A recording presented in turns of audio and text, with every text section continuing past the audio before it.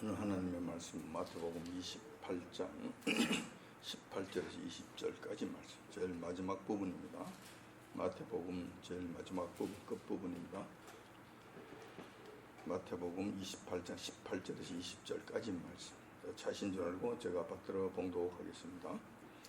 예수님께서 나와 일러가사대 하늘과 땅의 모든 권세를 내게 주셨으니 그러므로 너희는 가서 모든 족속으로 제자를 삼아 아버지와 아들과 성령님의 이름으로 세례를 주고 내가 너희에게 분부한 모든 것을 가르쳐 지키게 하라. 볼지어다 내가 세상 끝날까지 너희와 항상 함께 있으리라 하시니라. 오늘 본 말씀 중심으로 해서 너희와 항상 함께 있으리라는 제목으로 말씀을 나누고자 합니다. 여러분들은 지금 기억하시는지 모르겠습니다. 지난 주일에 제가 무슨 설교를 했는지 여러분들 기억하시는지 모르겠습니다. 기억하시는 사람이면 대단한 것이고 기억하지 못한다면 보통 사람인 것으로 생각이 됩니다. 그렇죠? 나름대로는 제가 열심히 전했다고 전했는데 여러분들이 일주일 동안도 이걸 기억이 나지 않는다 그렇다면 저희 잘못도 있지 않겠나 생각이 듭니다. 다시 한번 여러분들 생각을 다시 되돌리는 측면에서 지난 주일에는 데살로니가전서 5장 말씀을 중심으로 해서 요한께서 지금 저희들을 향하신 뜻이 무엇인지에 관해서 말씀을 드렸습니다. 우리를 향하신 주님의 뜻은 현실이 아무리 험악하고 아무리 힘들다 하더라도 항상 기뻐하라, 쉬지 말고 기도하라, 범사에 감사하라는 말씀이었음을 확인할 수 있었습니다. 이렇게 우리는 주위 환경을 쳐다보는 것이 아니라 하나님의 뜻을 바로 알고 그 뜻대로 살아갈 때에 우리의 삶이 순탄하게 된다는 이 사실도 알게 되었습니다. 오늘은 지난주에 이어서 요한님께서 우리와 함께 하심에 대한 말씀을 드리고자 합니다. 지난주에도 제가 여러분들에게 말씀을 드렸습니다만 우리 믿는 성도들이 기도 생활하면서 가장 많이 사용하고 있는 내용들이 있는데 이 두 가지가 특별히 두 가지가 있어요. 하나는 하나님의 뜻을 알게 해달라는 것, 또 다른 하나는 요한께서 우리와 함께 해달라는 간구의 내용이라는 것입니다. 그 중에서도 지난주에는 하나님의 뜻이 무엇인가 이게 관한 말씀을 드렸다고 한다면 오늘은 그 다음 내용인 요한께서 우리와 함께 해달라는 이 문제에 관한 말씀을 드리고자 한다는 것입니다. 그래서 오늘은 요한께서 저희들과 함께 하심의 그 의미가 어떤 것인지, 그것이 어떤 우리 유익이 있는 것인지, 역사적 내용들은 어떠한 것들이 있는지 이런 것들을 한번 전반적으로 한번 살펴봄으로써 우리에게 유익을 얻고자 한다는 것입니다. 요한께서 저희들과 함께 하심에 관한 성경적 기록을 보면은 구약과 신약이 약간 미묘한 차이가 있음을 발견하게 됩니다. 구약에서는 동행이라는 용어를 주로 사용합니다. 함께 하심이라는 용어를 사용하지 않는 것은 아니지만은 주로 동행이라는 이런 용어를 많이 사용한다는 것입니다. 그런데 신약에 와서는 동행이라는 말씀 대신에 함께 하심이라는 용어를 주로 사용한다는 거예요. 동행하는 것이나 함께 하시는 것이나 우리와 같이 한다는 측면에서는 차이가 없습니다. 같은 말씀에 비슷한 말씀입니다. 하지만은 좀 세부적으로 들여다보면은 약간 차이가 있다는 거예요. 무슨 말씀이냐 하면은 동행한다는 것은 말 그대로 같이 나란히 걸어간다는 뜻입니다. 옆에서 나란히 친구처럼 걸어간다는 이런 의미가 강합니다. 따라서 동행한다는 말 속에는 옆에 있으면서 우리를 도움을 준다는 그런 의미가 되겠습니다. 옆에서 친구처럼. 반면에 함께 한다는 말의 의미는 동행한다는 의미보다는 좀 더 내용이 깊습니다. 함께 한다는 말의 의미 안에는 당연히 동행한다는 의미가 있고 여기에 더하여서 우리 마음속에 임재하신다는 의미도 포함된다는 것입니다. 따라서 주님께서 우리와 함께 하신다고 하신다면 두 가지 일이 함께 일어난다는 것이죠. 우리 곁에서 같이 걸어가시면서 도와주시는 것과 더불어서 경우에 따라서는 우리 마음속에까지 임재하셔서 우리 심령까지 지켜주시고 주관하신다는 의미가 있다는 거예요. 우리 안에 내재하셔서 우리와 함께 하시는 이런 의미까지 있다는 거예요. 그래서 구약의 동행보다는 예수님 오신 다음엔 신약의 함께 하심이 우리에게는 훨씬 더 유익하다는 것이며 한 차원 높은 은혜라고 할 수 있다는 것입니다. 그렇다면 지금부터는 성경 말씀을 중심으로 해서 하나님과 함께 하심 또 동행에 관한 역사적 근원을 한번 살펴보고자 합니다. 동행보다는 함께 하심이 낫다. 동행은 구약에서 주로 사용하시는 말씀이라고 한다면 함께 하심은 신약에서 사용하시는 말씀이다. 주로 사용하는 말씀이다. 근데 신약에서 함께 하신다는 말씀은 예수님께서 이 땅에 오심으로 말미암아 예수님 십자가 사건을 마치심으로 말미암아 우리에게 주어진 더 큰 은혜의 축복이라는 것입니다.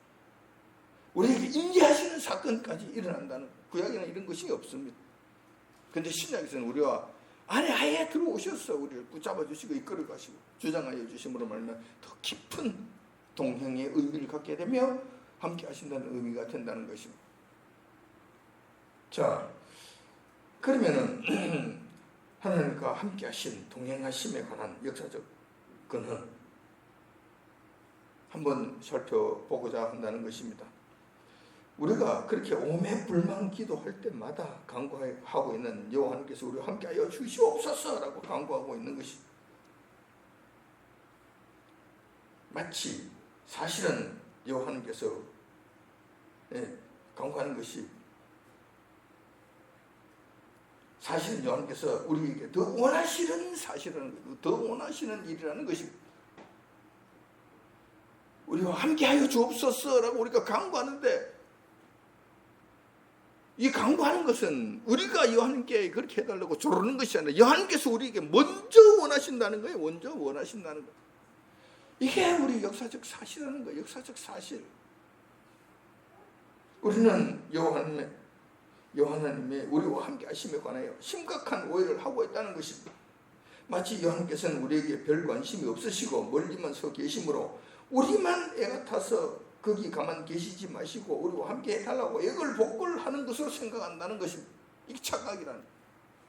엄청난 착각이고 엄청난 오해라는 것입니다.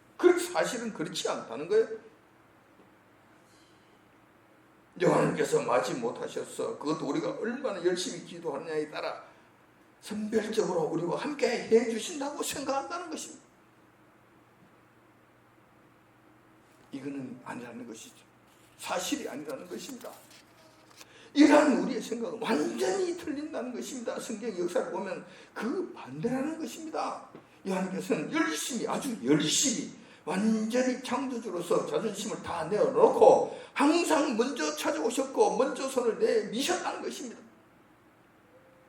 그럼에도 불구하고 피조물이었던 인간 측에서 늘 손을 뿌리치고 도망갔다는 것입니다. 여호와님을 무한케 만들고 여호와님의 자존심을 짓밟는 일들을 행했다는 것입니다. 이런 현상이 지금까지도 그대로 이어지고 있다는 사실입니다.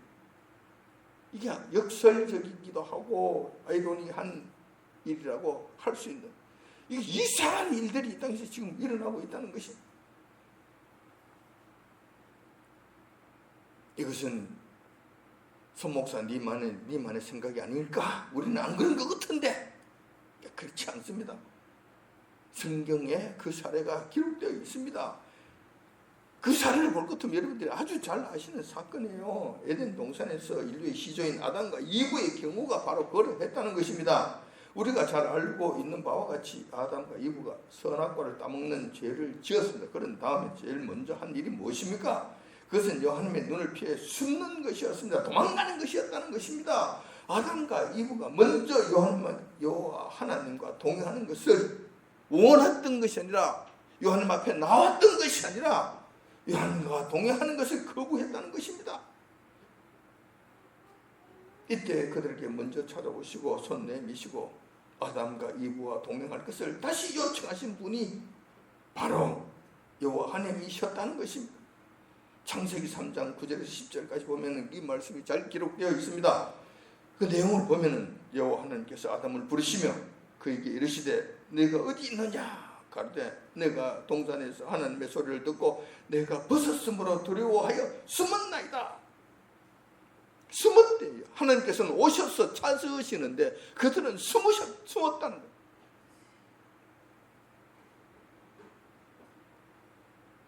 이 말씀을 통해서 보면은 인류의 조상 아담과 이브도 그들이 먼저 하나님을 떠나 숨어버렸다는 것입니다. 그렇지만 하나님께서는 도망간 그리고 숨어버린 아담과 이브를 친히 찾아가셔서 그들의 이름을 부르시면서 동행을 이어갈 것을 요청하셨다는 것입니다. 도망가서 숨어서 끝나버리면 어떻게 할 거야? 어떻게 할 건데? 하나님의 눈을 피해서 도망가 숨어버리면 어떻게 할 건데? 그래서 하나님과 동행하는 것을 끊어버릴 것인가? 하나님과의 관계를 영원히 없게 해버릴 것인가? 없는 것을 해버릴 것인가? 그렇게 되면 누구 문제가 생기는 거예요? 누가 어려워지는 거예요? 누가 죽는 거냐고? 누가 답답한 거냐고? 인간은 원칙적으로 여러분 이걸 잘 아셔야 돼요. 하나님께로부터 지음을 받은 자이잖아요. 하나님으로부터 생기를 부여받은 자이잖아요. 하나님의 도우심이 없으면 못 산다니까. 그러므로 하나님의 피조물이기 때문에 하나님 도우심이 없으면 한순간도 못 산다니까. 하나님의 은혜가 아니면 한순간도 숨을 쉴 수가 없다니까. 하나님께서 창조하신 모든 이 창조물을 안에서 그 안에서 우리가 살 수 있도록 만들어 놓으셨다는 것입니다. 이 창조물을 하나님께서 붙들어 주시고 질서정연하게 움직여지도록 하지 아니하시면 한순간도 인간은 못 산다는 거예요. 지금도 마찬가지예요. 여러분 비만 조금 많이 와도 무서워서 덜덜 떨었잖아요. 지난 주일날은 밀양 청도에 비가 많이 왔습니다. 하루 저녁에 140mm 정도 왔다고 해요. 저녁에 잠을 못 자겠더라니까요. 비가 그렇게 쏟아지니까 무서워서. 한 시간에 밤 사이에 한 10시간에 걸쳐서 140mm가 왔는데도 그렇게 무섭더라니까. 천둥치고 번개치고 막 짱대같이 막 비가 쏟아지는데 이거 뭐 하늘이 어떻게 되는 것도 아닌가 하는 두려움이 있더라니까. 반면에 1시간에 140mm 올 것 같으면 어떻게 될 것 같아요? 10시간에 140mm 오는데도 이렇게 무서운데 1시간에 140mm 올 것 같으면 아마 공포 그 자체였을 거예요. 이거 죽는 것 아닌가 하는. 두려워서 벌벌 떨었을 거예요. 아마 죄를 짓고 살았던 사람들은 아마 이게 하늘의 심판이 아닌가 생각이 들었을 거예요. 그런데 노아 홍수 때 40일간 하나님께서 비를 그냥 땅에서 치솟고 하늘에서 쏟아붓고 하는데 이 비를 내리셨을 때 막 물이 쏟아지게 하셨을 때 그때 방주에 타지 않았던 이 세상 사람들, 죄악에 푹 찌들어 살고 있던 죄악에 관련한 사람들, 그때 그 사람들은 어떻게 했을까? 그 심령이 어떻게 했을까? 조금은 우리가 이해를 할 수 있었다는 거예요.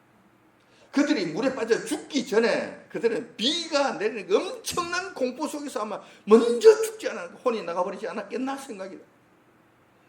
마지막 때로 똑같은 일이 생깁니다. 하나님의 진노가 퍼부어지게 되시면은, 마지막에 진노가 퍼부어지게 되시면은 그때 이 땅에 사는 사람들이, 잘났다고 떠들어대는 사람들이 하나님이 어디 있냐고 까불면서 온갖 못된 짓들을 다 하고 살았던 이 못된 인간들이, 그때는 사나 나의 위에 덮어라, 나를 덮어라, 바위야 나를 덮어라, 요 하나님의 진노에서부터 나를 숨겨달라고 애걸복걸하는 상황이 연출된다는 거예요. 너무 무서워서 기절하는 사건이 일어난다고 성경에서는 말씀하고 있는 것입니다. 그래서 하나님의 진노 때문에 죽는 것이 아니라 진노에 두려워서 무서워서 기절함으로 먼저 죽는다니까. 먼저 죽는 일이 생긴다. 인간은 이래요.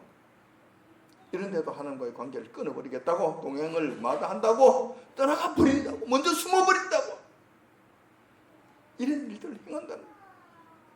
그럼에도 불구하고 하나님께서 항상 저희들을 먼저 찾아오셔서 손을 내미신다는 거예요. 자존심 다 내려놓고 먼저 오신다는 거예요. 여러분들 젊었을 때 남녀 간에 교제를 하는 경우가 있잖아요. 지금도 부부간의 관계 속에서도 그런 일이 있잖아요. 무슨 일이 생기고 나면은 말 안 하잖아요. 먼저 도망가 버리잖아요. 그리고 먼저 말하는 것을 싫어하잖아요. 자존심 상해하잖아요. 먼저 손 내미는 것을 졌다고 생각하잖아요. 자존심 상한다고 이야기하잖아요. 생각하잖아요. 그래서 먼저 안 하잖아요. 먼저 사고 안 하잖아요. 먼저 나가지 않잖아요. 먼저 말하지 않잖아요. 먼저 손 내미지 않잖아요. 먼저 찾아가지 않잖아요. 이 찌질한 인간들도 서로 그러한데 망군의 요한님께서 우리 이 버러지 같은 인간들을 대상으로 하실 때 먼저 손 내미신다. 먼저 찾아오신다. 얼마나 자존심 상하시는 일이시겠는가. 말하지 아니하시고 우리가 먼저 찾아오신다는 거예요. 매번 이렇다는 거예요. 이러한 현상은 아담, 이브뿐만 아니라 거의 모든 인간들에게 똑같이 나타나는 현상이라는 것입니다. 요한복음 15장 16절 상반절에 보면 이렇게 기록되어 있습니다. 너희가 나를 택한 것이 아니라 내가 너희를 택하여 세웠나니. 우리가 먼저 요한님을 택하지 않았다니까. 요한님께 나가지 아니하였다니까요. 우리 주님께서 먼저 우리를 택하셔서 우리를 불러주셨다니까.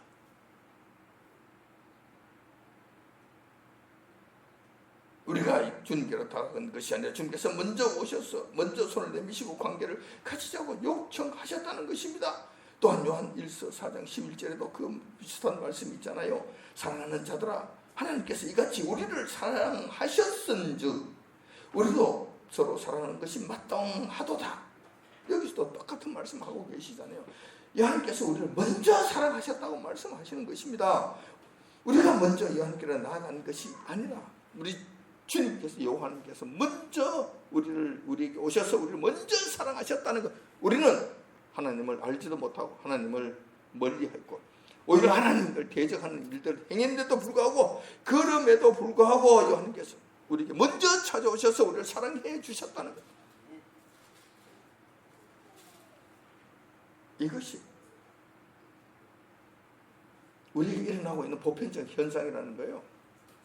동행해 달라고 우리 강구한다. 아니요. 하나님께서 우리와 동행하시기를 간절히 원하셔서 먼저 늘 이렇게 행하셨다는 거예요.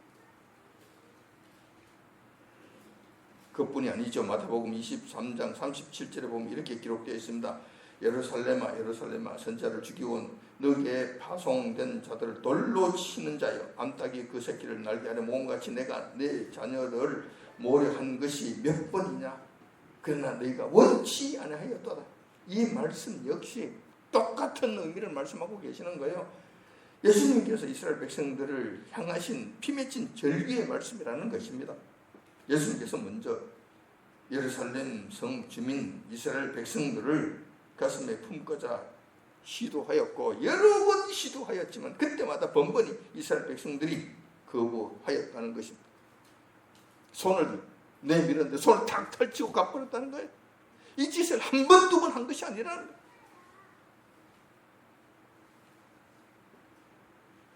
이와 같은 사례는 신구약 성경 전체를 통해서 보면 수도 없이 나타납니다.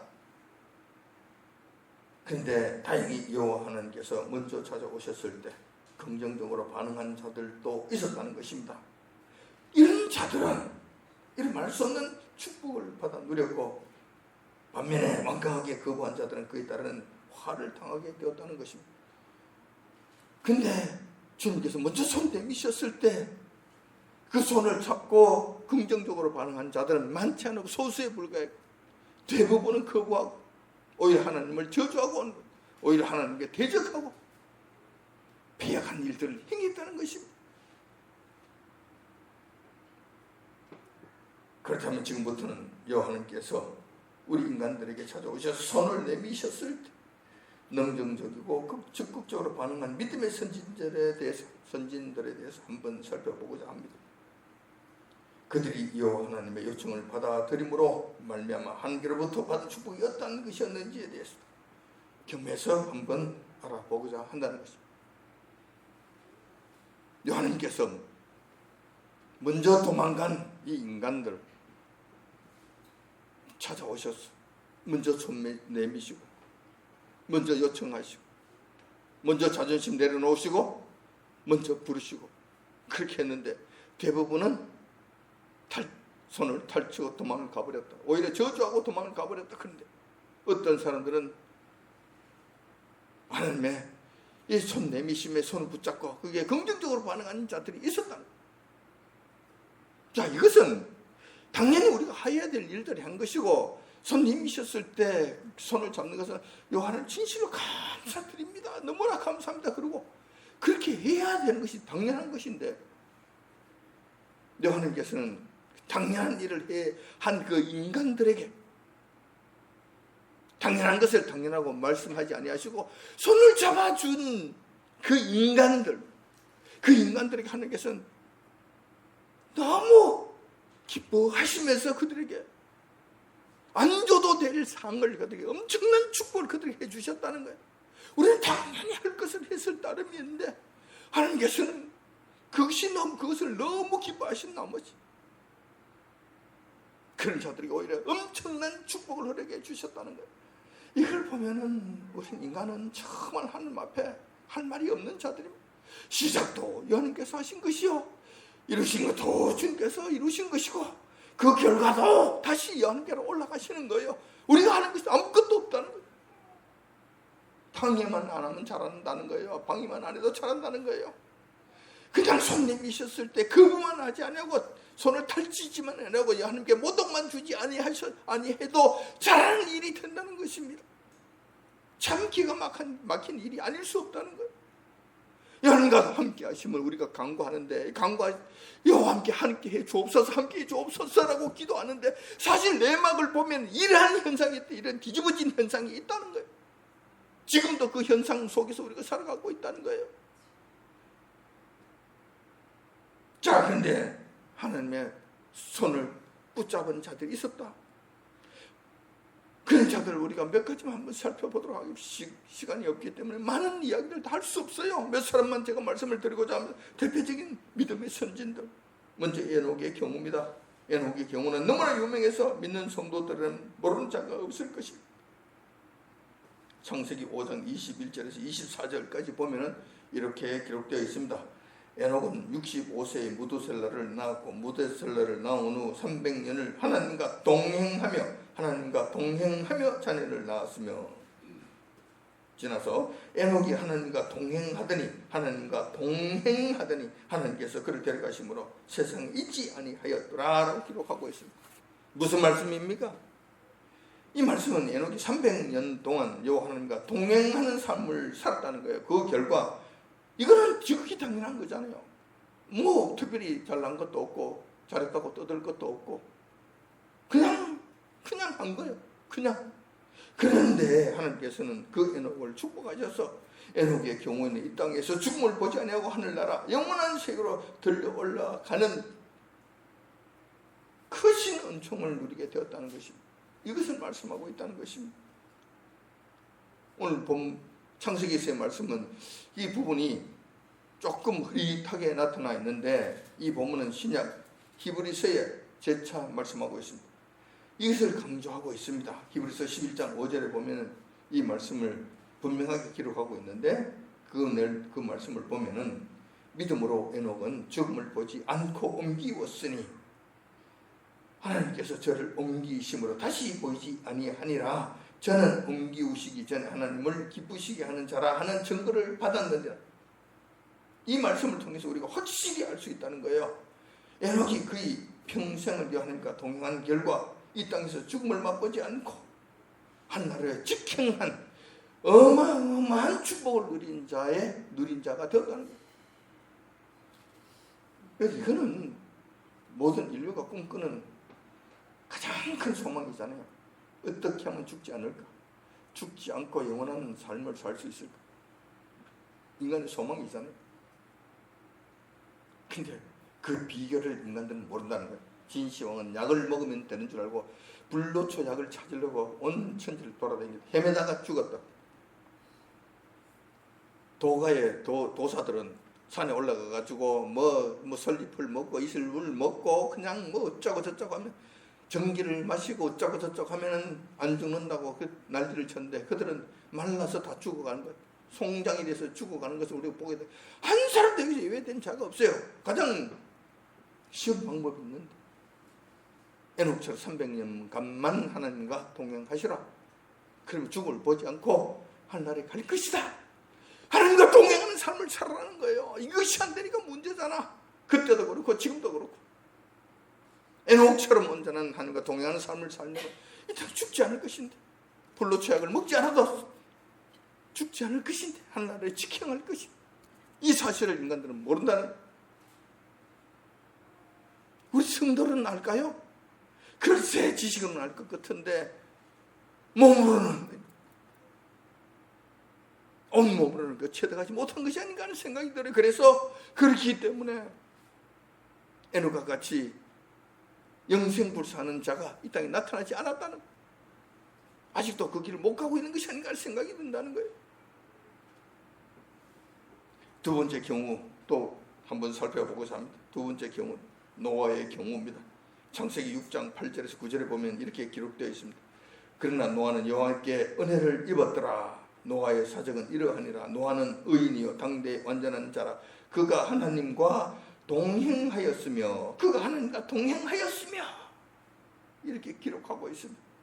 노아의 경우도 그의 할아버지 에녹과 비슷한 경우입니다. 노아에 대한 세상이 너무 악하여서 성경에서는 죄악이 관연하였다고 말씀하고 있으며 여호와께서 처음으로 땅 위에 사람을 지으신 것을 한탄하시는 초유의 사태가 발생한 시기이기도 했습니다.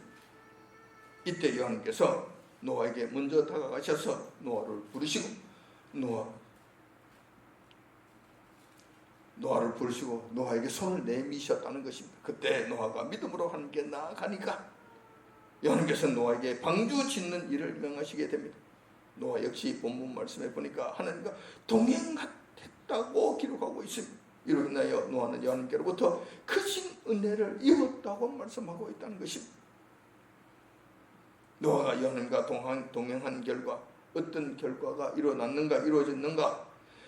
하나님께로부터 받아 누린 은혜는 과연 어떠한 것이었는 것인가? 여러분들이 잘 아시잖아요. 그것은 에녹과 비슷한 생명을 얻게 되었다는 것입니다. 에녹은 죽음을 보지 않고 하늘나라로 직행하는, 들림을 받는 축복을 누렸다고 한다면 노아는 홍수 심판이라고 하는 인류 최악의 심판에서 가족들 본인뿐만 아니라 가족들까지 함께 온전한 생명을 보존하게 되었으며 죽음으로부터 구원을 얻게 되었다는 점이라는 사실. 죽음을 보지 않았다는 측면에서는 에녹과 비슷하지만 결정적으로 다른 점은 에녹은 영원한 세계로 들어가므로 영원한 죽음을 맛보지 않았다는 사실과 동시에 노아는 홍수 심판이라고 하는 심판의 죽음에서부터 그는 구원을 얻었다는 거예요. 그렇지만 육신은 다시 한번 죽음을 맞이하고 이 하늘나라에 직행하지는 못했다는 측면에서 에녹과는 조금 다른 측면이 있다는 것이. 그래서 여기서 우리가 또 알 수 있는 것이 한 가지가 있어요. 여호와님과 동행하게 되면은 이거 지극히 당연한 일이잖아요. 하나님 손 내미셨는데 우리가 마다하면 안 되잖아요. 이 버릇없는 짓이 있을 수 없잖아요. 하나님께 그렇게 할 수 없잖아요. 당연히 그분의 손을 잡고 감사합니다 그러고 손 붙잡고 가야 되는 것인데, 이렇게 하면은 하나님께서 이것을 너무 기뻐하신 나머지 노아처럼 심판을 명쾌해 주신다는 거예요. 심판을 명쾌해 주신다는 거예요. 동행하게 되면은 우리는 하나님의 심판으로부터 면함을 받게 된다는 거예요. 이 엄청난 축복, 이 어마어마한 축복을 누리게 된다는 거예요. 우리는 믿는 성도도 특별히 그러하잖아요. 마지막 심판이 있는 것을 알고 있잖아요. 그래서 혹여라도 우리가 마지막 심판에서 주님께로부터 심판받으면 어떡할까? 지옥에 던져지는 이 엄청난 벌을 받게 되면 어떻게 할까 해서 노심초사하는 게 사실이잖아요. 혹여라도 하나님께서, 우리 주님께서 내가 너를 알지 못하노라 하시면서 내치시면 어떡할까? 지금도 노심초사하잖아요. 그런데 노심초사할 일이 없다. 동행하시라. 그분이 손 내미실 때 뿌리치지 마시고 손을 잡으시라. 잡고 가시라. 그러면 심판을 걱정할 일이 없다. 노아처럼 이렇게 된다는 거예요. 모든 사람이 다 죽음을 맞이할 때 노아와 그 가족도 구원을 얻게 된다는 거예요. 죽음을 보지 않게 된다는 것입니다. 세 번째 경우가 있습니다. 세 번째 경우는 여호수아와 갈렙의 경우입니다. 여호수아와 갈렙은 출애굽한 이스라엘 백성들이 가데스 바네아에 있을 때 백성들의 지도자 모세가 가나안 땅을 정탐하라고 보낸 12명의 정탐꾼 중에 속한 자였습니다. 여러분들도 잘 알고 있는 바와 같이 정탐꾼들이 가나안 땅을 정탐하고 돌아와서 각각 정탐 결과를 모세와 백성들 앞에 보고하게 됩니다. 그때 10명의 정탐꾼들은 가나안 땅에 들어가면은 거대한 족속들이 살고 있기 때문에 그들에게 우리는 몰살당한다. 그러므로 올라가면 안 된다. 들어가면 큰일 난다라고 보고한 반면에 여호수아와 갈렙은 그렇지 않다고 정반대의 견해를 백성들에게 보고하였던 것입니다. 그 장면이 민수기 14장 9절에 잘 나와 있습니다. 민수기 14장 9절에 보면 오직 여호와를 거역하지 말라. 또 그 땅 백성을 두려워하지 말라. 그들은 우리의 밥이라. 그들의 보호자는 그들에게서 떠났고 여호와는 우리와 함께 하시느니라. 여호와는 우리와 함께 하시느니라. 그들을 두려워 말라 라고 말씀하신 장면이 나옵니다. 이 말씀을 통해서 우리가 알 수 있는 것은 여호수아와 갈렙은 다른 10명의 정탐꾼들과는 달리 여호와께서 우리와 함께 계신다는 사실을 확고하게 인식하고 있었다는 것입니다. 그리고 그의 하나님의 손을 확고하게 붙잡고 있었다는 것을 증명해 보였다는 것입니다. 반면에 가나안 족속들은 겉보기에는 그럴듯하게 보일지 모르지만 그들을 돌봐줘야 할 그들의 신은 도망가고 없다고 확신하고 있었고 여호수아와 갈렙은 그것을 영적인 눈으로 보고 있었다는 것입니다. 반면에 우리가 섬기는 여호와 하나님은 우리와 함께 계신다는 것, 우리가 함께 하신다는 것, 우리의 손을 잡고 계신다는 것, 우리에게 손을 지금 내밀고 계신다는 이 사실을 여호수아와 갈렙은 지금 알고 있다는 것, 확실히 알고 있었다는 것입니다. 그래서 지금 너희들이 가나안 땅의 거대한 그 족속들을 두려워할 것이 아니라, 그들을 보고 두려워할 것이 아니라 지금 여호와님께서 너희들에게 지금 손을 내밀고 계시니 그 손을 붙잡아라. 손을 붙잡으면 두려워할 일이 없다. 그들은 우리의 밥이 된다고 그들에게 주장했다는 것입니다. 믿음의 눈으로 함께 하심을 보는 자와 보지 못하는 자의 차이가 이렇게 극명하게 나타났다는 것, 극명하게 나타났다는 것입니다. 그 결과는 어떻게 되었을까? 여호와님과 함께 하심을 믿지 않고 여호와님의 손을 뿌리치고 도망간 자들은 불평불만을 늘어놓는데 세월을 다 낭비하게 되었죠. 그런 자들 누구였습니까? 그때 당시에 10명의 정탐꾼들과 60만 명에 달하는 이스라엘 백성들 아닙니까? 아닙니까? 그들은 하나같이 이것이 예외 없이 여호와님 손을 펼치고 여호와님께 함께 하심을 거부하고 믿지 아니하고 오만 방전을 떨다가 결국 광야에서 모두 다 죽임을 당한 것 아니겠습니까? 그러나 그 중에서도 여호와님께서 함께 하심을 굳게 믿었던 여호수아와 갈렙 이 두 사람만 꿈에도 그리던 가나안 땅으로 들어갔다는 것입니다. 두 사람만 들어간, 이 가나안 땅에 들어간 것이 중요한 것은 신약에서는 가나안 땅 들어가는 것을 천국에 들어가는 것으로 비유로 말씀하시는 거예요. 예표로 말씀하시는 거예요. 그래서 지금 가나안 땅에 들어갔다고 말씀하시는 것은 우리가 생각하는 것 이상으로 천국에 들어가는 길의 모형이기 때문에 더욱더 중요한 결과가 되었다는 거예요. 다시 말해서 여호수아와 갈렙은 아무 걱정 근심 없이 천국에 입성하는 자격을 얻게 되었다는 거예요. 이거 한 가지 하나님과 함께 하신다는 이 사실을 그들은 받아들였고 그것을 붙잡았고 그것을 확실하게 인정하고 있음을 고백함으로 말미암아 그들은 이러한 축복을 누리게 되었다는 것입니다. 저는 그 외에도 여러 가지 이런 경우가 있지만 시간 관계상 더 이상 말씀을 드릴 수가 없습니다. 반면에 신약에 들어와서 한 가지 사례를 더 말씀드리고자 합니다. 여호와께서 저희들과 함께 하시는 더욱 극적이고 결정적인 사건이 나타나게 됩니다. 이것은 바로 창조주 하나님이신 예수님께서 이 땅에 오신 사건입니다.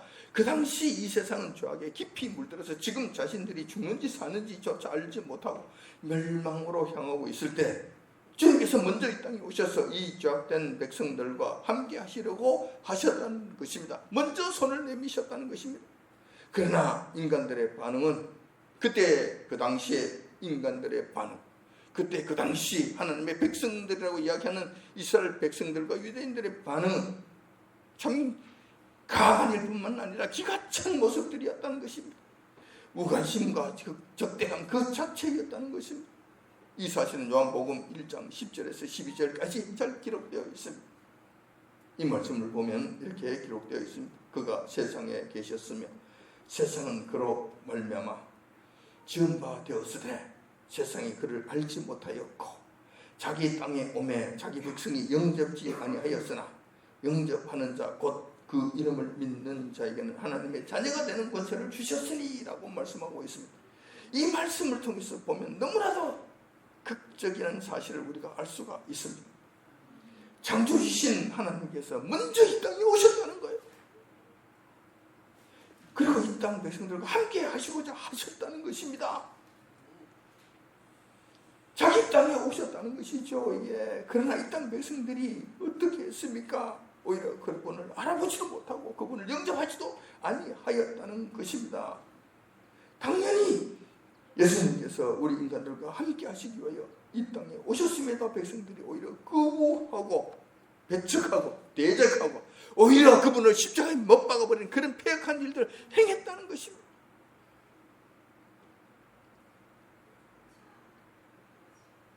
그러나 믿음의 선진들, 다시 말해서 에녹과 노아, 요수와 갈렙과 같이 예수님께서 우리와 함께 하시려고 내려오셨던 그 예수님, 그 하나님이신 창조주이신 그분을 영접하기만 하면, 예수님과 함께 하시기를 동의하기만 하면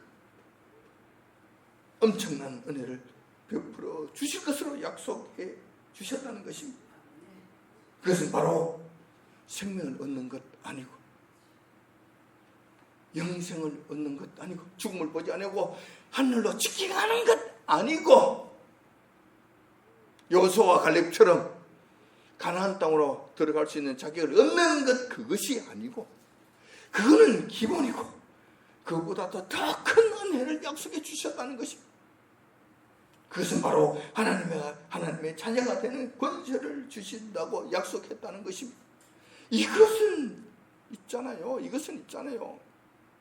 그런 거하고 비교할 수 없잖아요. 하늘나라에 직행한다 하더라도 하나님 자녀가 되는 것, 여기에 비교가 될 수 있겠습니까? 하늘나라에 간다 하더라도 그냥 변방의 백성으로서 그냥 근근히 그렇게 사는 것과 하나님의 자녀가 되는 권세를 누릴 것하고 비교가 되겠습니까? 하나님의 자녀가 된다는 것은, 하늘나라에 가는 것은 이거는 말할 것도 없고, 하늘나라로 직행하는 것은 말할 것도 없고, 하나님 보좌가 있는, 하나님의 성전 하나님 보좌가 있는 그곳에 직접 갈 수 있고 하나님 보좌 옆에 앉을 수 있는 자리까지 그 어마어마한 권세를 주신다고 약속하셨다는 것입니다. 그 비교는 간단한 거예요. 주님께서 먼저 이 땅에 오셔서 우리가 함께 하시려고 하고 우리에게 손을 내미셨을 때 그 손을 잡고 함께 하심을 우리가 동의를 하고 그분을 받아들이기만 하면은 이런 권세를 주신다고 약속하셨다는 거예요. 이것이 어찌 된 것입니까? 이런 우리 주님을 우리가 배척할 수 있겠습니까? 이런 우리 주님을 거부할 수 있겠습니까? 이런 주님께 침을 뱉을 수 있겠습니까? 다른 신을 따라 섬길 수 있겠습니까? 하나님 예수님이 없다고 이야기할 수 수 있겠습니까? 예수님의 십자가 없이도 된다고 떠들어댈 수 있겠습니까? 입이 비틀어진다 하더라도, 혓바닥에 종기가 난다 하더라도 이건 있을 수 없는 일 아니겠습니까? 이건 해서는 안 되는 일 아니겠습니까? 하나님을 저버릴 수 있겠습니까? 우리 주님의 손을 뿌리칠 수 있겠습니까?